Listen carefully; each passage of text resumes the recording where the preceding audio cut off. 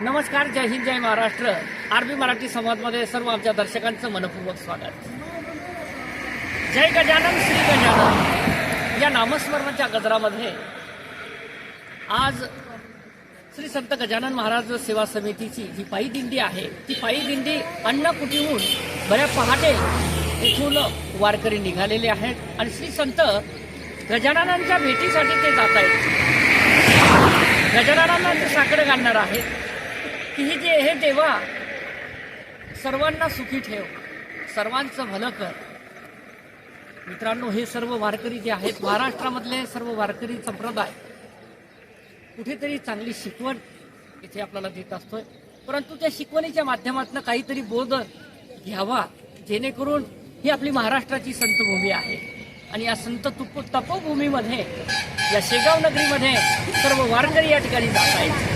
आपण बघतोय सर्व चित्र आरबी मराठीच्या माध्यमातून आम्ही तुमच्यापर्यंत पोहोचतो. आबाल, वृद्ध आणि अनेक कीर्तनकार आहेत, अनेक गाथाकार आहेत.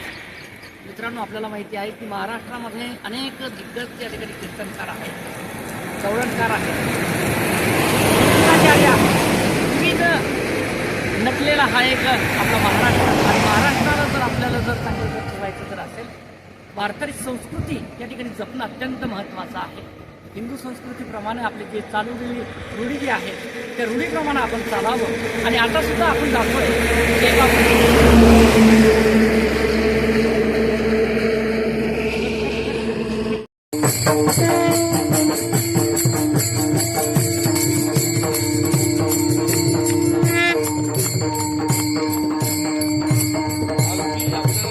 मित्रांनो, आपण बघतोय की परमहंस रामकृष्ण मौनी बाबा संस्थानमध्ये जे अध्यापक आहेत, आमचे मार्गदर्शक, आमचे मित्र हरिभक्तपरायण श्याम महाराज दापोळकर यांनी ही एक बाल गोपालांचा हा जो मेळा आहे, बाल वारकरी आहेत त्या वारकऱ्यांना सातत्याने या ठिकाणी घडवण्याचं काम करतायत आणि कुठेतरी महाराष्ट्रामध्ये कान्याकोपऱ्यामध्ये त्यांना चांगलं स्थान या ठिकाणी निर्माण करण्याचा प्रयत्न त्यांचा. आज आपण बघतोय की श्री संत गजानन महाराज सेवा समिती चिखलीचा पायी दिंडी सोहळा आहे आणि त्या सोहळ्याला एक चांगली रौनक या ठिकाणी या बाल वारकऱ्यांच्या माध्यमातून आलेली आहे.